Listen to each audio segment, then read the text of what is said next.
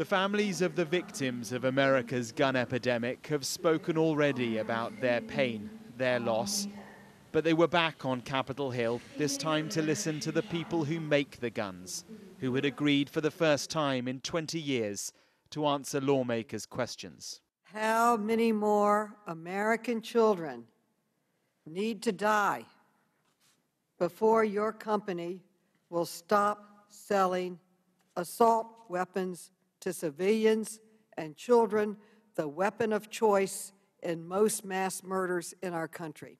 Congresswoman Maloney, I believe that these murders are local problems that have to be solved locally. It would seem that in America's gun debate, there isn't space for contrition. Over several hours, the familiar lines were drawn. You from your ivory tower in D.C., you know better. We carry light arms, and we own them. We own them legally, and we intend to keep them. Pro-gun Republican lawmakers head-to-head with the reformists on the Democratic side. Mr. Daniel, this advertisement appears to depict premeditated violence or murder from a rooftop. This is how the gun companies have made over $1 billion selling assault rifles over the past decade, allowing their customers to believe they can be soldiers. There's this from Daniel Defense, whose AR-15 rifle was used in Uvalde. And this.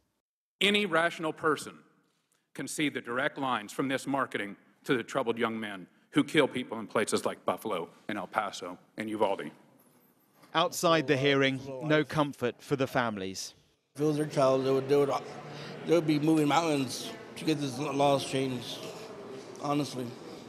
These hearings are supposed to find answers, consensus, to provoke change. The reality, though, so often seems to be that they just expose the paralysis and the polarization of politics here.